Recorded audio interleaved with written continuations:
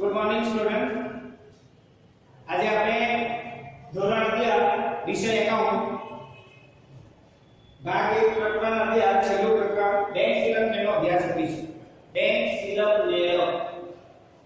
હવે વર્તમાન સમયમાં દરેક ધંધાકીય એકમ નાણાકીય જોખમો ટાળવા માટે અને વ્યવહારોની સર્વોચ્ચતા સાચવવા માટે બેંકિંગ સેવાનો લાભ લે છે. બેંકિંગ સેવા જો વાણિજ્યની જુદી જુદી સેવાઓમાં બેંકિંગ પણ એક સેવા છે અને એનો લાભ દરેક ધંધાકીય એકમ લેતા હોય છે. બેંકિંગ સેવાનો લાભ લેવા માટે આપણે બેંકમાં સૌપ્રથમ ખાતું ખોલાવવું પડે. ખાતાના મુખ્યત્વે આપણે બે પ્રકાર જોયા હતા. એમાં સેવિંગ એકાઉન્ટ એટલે કે બચત ખાતું અને કરંટ એકાઉન્ટ એટલે કે ચાલુ ખાતું.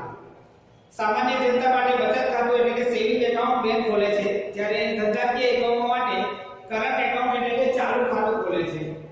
તો બેંકિંગ સેવાઓનો જો આપણે લાભ લેવો હોય તો બેંકમાં સૌપ્રથમ ખાતું ખોલાવવામાં આવે છે. બેંકમાં ખાતું ખોલાવવાથી આપણે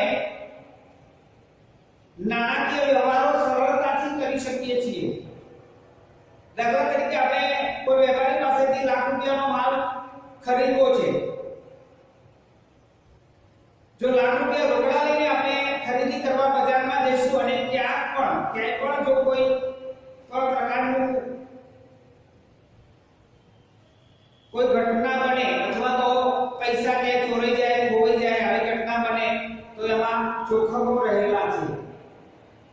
એની રીતે આપણે જો બેંકમાં ખાતું હોય તો આપણે લાખ રૂપિયાનો ચેક લઈને બજારમાં ખરીદી કરવા જઈએ અને ખરીદી શકીએ છીએ. તો ચેક દ્વારા માલ ખરીદવો, ચેક દ્વારા આપણે જુદા જુદા પેમેન્ટ ખર્ચાઓ ચૂકવવા, જુદા જુદા બિલો ચૂકવવા, આ બધું આપણે ચેક દ્વારા કરી શકીએ છીએ. એ જ રીતે આપણે ગ્રાહકોને માલ વેચતી વખતે કેશને રોકડને બદલે ચેક પણ લઈ શકીએ છીએ. તો અહીંયા ચેક દ્વારા વ્યવહાર, બેંકિંગ સેવાનો લાભ લઈએ ત્યારે ચેક દ્વારા આપણે નાણાકીય લેવડ દેવડ સરળતાથી કરી શકીએ છીએ, જેમાં કોઈ પણ પ્રકારનું જોખમ રહેતું નથી. તો હવે બેંકિંગ સેવાનો લાભ લેવા માટે આપણે બેંકમાં ખાતું ખોલાવવું પડે. ખાતું ખોલાવીએ એટલે બેંક આપણને પાસબુક આપે છે. પાસબુક એક નાની ચોપડી આપે છે. તમારા બધા પાસે ઘરમાં કોઈને કોઈ વ્યક્તિનો બેંકમાં સેવિંગ એકાઉન્ટ હશે. એ સેવિંગ એકાઉન્ટ ખોલાવ્યા પછી તમને પાસબુક આપે છે. એ પાસબુક તમે જોઈને એનો અભ્યાસ કરજો. પાસબુક તો પાસબુક એટલે શું? પાસબુક એટલે બેંકના ચોપડે રહે વેપારીના ખાતાનો ઉતારો કે નકલ. પાસબુક કોઈપણ વ્યક્તિનું કે કોઈપણ ધંધાનું ખાતું બેંક જ્યારે આપણું ખાતું બેંકમાં ખોલે ત્યારે આપણને એના ચોપડા, બેંક જો લેઝર ચોપડા રાખે છે, ખાતાવાળી રાખે છે, એમાં આપણે ખાતું ખોલાવે તો આપણું ખાતું એના લેઝરમાં પણ હોય. એ લેઝરમાં આપણે જેટલા બેંક સાથે વ્યવહારો લેવડ દેવડ કરીએ એ બધી એમાં નોંધે અને એની નકલ આપણને કરીને આપે પાસબુકમાં. જેને કારણે આપણે પાસબુકના આધારે આપણે જાણી શકીએ કે બેંકમાં આપણા ખાતામાં કેટલું બેંક શિલ્લક છે, કેટલી બેંક શિલ્લક છે જાણી શકાય છે. અને આપણે એને આધારે ઘણી બધી બાબત, આપણે પેમેન્ટ કર્યું હોય તો ચેકથી પેમેન્ટ કર્યું હોય તો એમાં ચેક નંબર પણ નોંધેલો હોય, બધું તારીખ, ચેક નંબર આ બધું નોંધેલું હોય એટલે આપણને જાણકારી પણ મળી રહે છે. તો અહીંયા પાસબુક એટલે બેંકના ચોપડે રહેલ વેપારીના ખાતાનો ઉતારો કે નકલ. બેંક એના ચોપડામાં આપણું ખાતું છે એનો ઉતારો કરીને જ આપણને આપે છે પાસબુકમાં. અને એના ઉપરથી આપણે બેંક સાથે જે વ્યવહારો થયા હોય એની જાણકારી પણ સરળતાથી મેળવી શકીએ છીએ. અહીંયા પાસબુકનો નમૂનો આપેલો છે. એમાં જો પાસબુક તમે પણ ઘરે પાસબુક હોય તો આ રીતે જોઈ લેજો. એમાં પહેલું નામ તારીખનો આવે.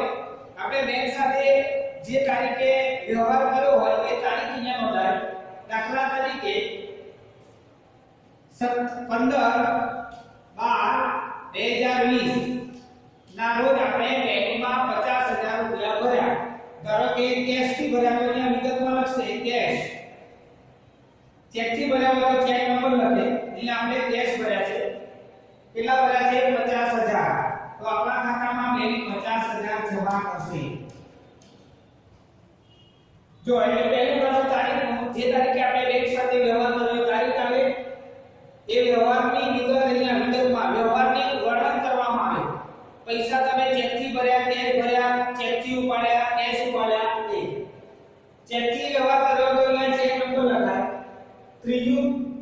ખાનું છે ઉપાડેલી રકમ. આપણે બેંકમાંથી કોઈ રકમ ઉપાડી હોય તો એની રકમ અહીંયા ભરવામાં આવે. આપણે અહીંયા 15 તારીખે બેંકમાં 50000 જમા કર્યા છે. તો અહીંયા ડેશ આવશે. જમા કરાવેલી રકમ 50000 છે. હવે અહીંયા છેલ્લું ખાનું છે બાકી એટલે શિલક. તો આપણે 15 તારીખે ધારો કે બેંકમાં એકાઉન્ટ ખોલાવ્યું છે તો બાકી અહીંયા 50000 અહીંયા લખી દઈએ. અને જે વ્યક્તિ જે અધિકારી છે એ અધિકારી છેલ્લા ખાનામાં આ નોંધ કરીને સહી કરશે. જો પાસબુક બેંક ભરે છે, પાસબુકમાં આપણે કોઈ એન્ટ્રી કરી શકતા નથી કે આપણે એમાં કોઈ સુધારો વધારો કરી શકતા નથી. બેંકનો કર્મચારી કે અધિકારી જે પાસબુક ભરીને આપણને આપે છે. તો અહીંયા આપણે 50000 15 તારીખે કેશ ભરીથી આપણે જમા કરાવેલી રકમ 50000 અહીંયા બેંકે જમાના ખાનામાં લખી. આપણે જો બેંકમાંથી પૈસા ઉપાડ્યા હોય તો અહીંયા ઉપાડેલી રકમ ઉપાડના ખાનામાં છે અને અહીંયા બેલેન્સ બતાવે કે તમારા ખાતામાં 50000 છે. ધારો કે 17 તારીખે 17/12/2020 ના રોજ આપણે બેંકમાંથી કેશ ઉપાડી 25000 રૂપિયા. તો અહીંયા લખવાનું વિગતમાં કેશ ચેક દ્વારા ઉપાડી હોય તો ધારો કે ચેક નંબર લખો. અહીંયા ઉપાડેલ રકમ કેટલી 25000. બેંકમાંથી ઉપાડેલ રકમ 25000. તો ઉપાડેલ રકમના ખાતામાં 25000. હવે એટલે જો અગાઉની બેલેન્સ કેટલી હતી 50000. 50000 માંથી આ 25000 બાદ કરવાના તો કેટલા વધે? 50 માંથી 25000 બાદ કરીએ એટલે 25000 વધે. આ બાકી શિલક 50000 આપણે જમા કરાવ્યા એમાંથી 25000 ઉપાડ્યા એટલે આપણી બાકી શિલક કેટલી વધી 25000. અહીંયા જે તે બેંકના અધિકારી સહી કરીને આપણને પાસબુક આપશે. જો આ બે વ્યવહાર પરથી ખબર પડે કે 15 તારીખે આપણા બેંકના ખાતામાં 50000 શિલક હતી 50000. 17 તારીખે આજે ધારો કે આજે 18/12 થઈ, આજે આપણે પાસબુક જોઈએ તો આપણને આ બધી વિગત જોવા મળશે. આપણને ખબર પડશે કે આજે 18/12 ના રોજ આપણા બેંક ખાતામાં 25000 શિલક મળી છે. એનો મતલબ કે આપણે 25000 સુધી રકમ 25000 થી ઓછી, કારણ કે અત્યારે તો નિયમ છે કે કરંટ એકાઉન્ટ હોય તો એમાં મિનિમમ 5000 નું બેલેન્સ રાખવું પડે છે. સેવિંગ એકાઉન્ટ હોય તો એમાં જુદી બેંકો જુદા જુદા નિયમો પ્રમાણે 100 200 500 1000 એ રીતે બેલેન્સ મિનિમમ બેલેન્સ રાખે છે. તો અહીંયા આપણે આ પાસબુક પરથી આપણે જાણી શકીએ છીએ બે વ્યવહારો આપણે બેંક સાથે કર્યા છે. 15/12 50000 બેંકમાં જમા કર્યા, શિલક કેટલી હતી 50000. 17/12 આપણે 25000 બેંકમાંથી ઉપાડ્યા, શિલક કેટલી થઈ 25000. પાસબુક આ નોંધ બેંક કરે છે, આપણે કરી શકતા નથી આમાં કશું. હવે આપણા માટે શું? તો આપણે અહીંયા બેંક સાથે જે વ્યવહારો થાય છે વેપારી શા માટે છે? રોકડ મેળ. આપણે અગાઉ રોકડ મેળનું પ્રકરણ મળેમાં બે ખાનાવાળો અને ત્રણ ખાનાવાળા રોકડ મેળની અંદર બેંક અને રોકડનું ખાનું આવતું હતું. આપણે બેંકમાં પૈસા ભરીએ તો જમા ખર્ચી વ્યવહાર તરીકે આવતો હતો. રોકડ મેળની જમા બાજુ રોકડના ખાનામાં આપણે ધારો કે બેંકમાં 25000 ભર્યા તો રોકડના ખાનામાં 25% ખાતામાં જમા લખતા હતા, જમા ખર્ચી વ્યવહાર.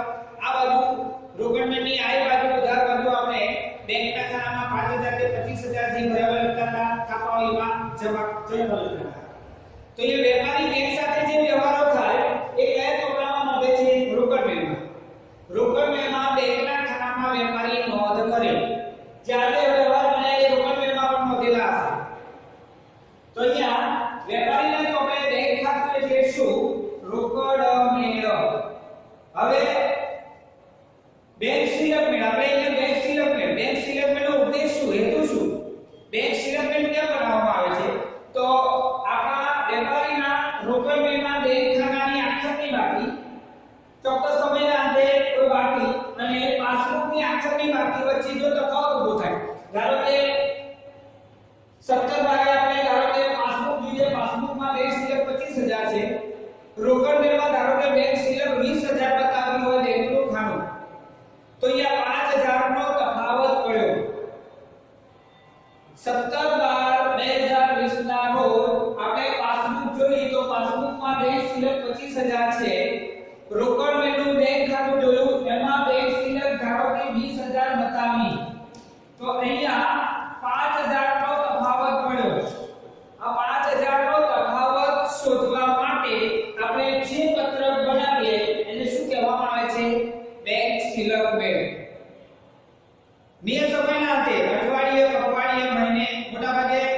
મહિનાની આખર તારીખે બધા વેપારી એકમો બેંક સિલક, ધારો કે પાસબુક અને રોકડ મેળનું બેંક ખાતું જોઈએ, બંનેની આખરની બાકી સરખી હોય તો બેંક સિલક મેળ બનાવવાનો હોતો નથી. પરંતુ પાસબુકમાં ધારો કે આખરની બાકી 31, ધારો કે 30મી નવેમ્બરે પાસબુકની આખરની બાકી ધારો કે 5 લાખ છે અને રોકડ મેળનું બેંક ખાતું ધારો કે 4,80,000 બતાવે છે, તો અહીંયા 20,000 નો તફાવત પડ્યો. તો આ 20,000 રૂપિયા ઓછા પાસબુક કેમ બતાવે છે? રોકડ મેળની આખરની બાકી ધારો કે 5 લાખ બતાવે છે, પાસબુકમાં 4,80,000 બતાવે છે, તો બંને વચ્ચે 20,000 નો તફાવત પડ્યો. અને આ તફાવતના કારણો શોધીને એ દૂર કરવા માટે જે પત્ર બનાવવામાં આવે એને બેંક સિલક મેળ, તો સીધો જ છે. બેંક સિલક મેળ એટલે બેંકની સિલક મેળવવી.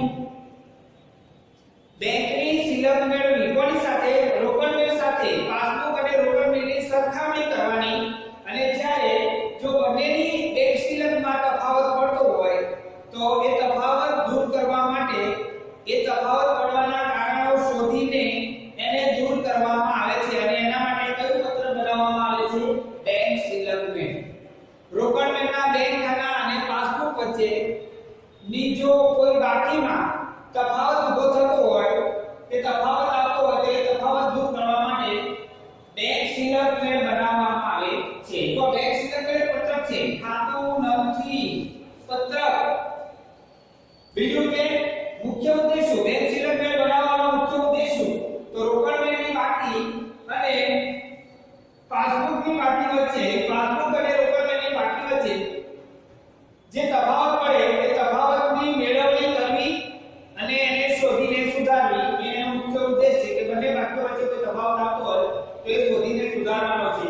અને છેલ્લે ભૂલો સુધારવી અને નહીં નોંધાવી લેવાનું.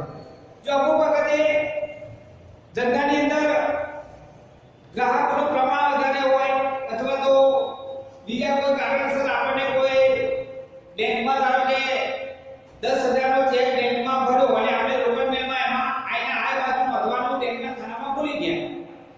હવે બેંકમાં ચેક 10,000 નો આપણે આપણા ખાતામાં ભર્યો એટલે બેંકની સિલક 10,000 વધારે દીધી, એની નોંધ રોકડ મેળમાં કરવાની રહી ગઈ છે.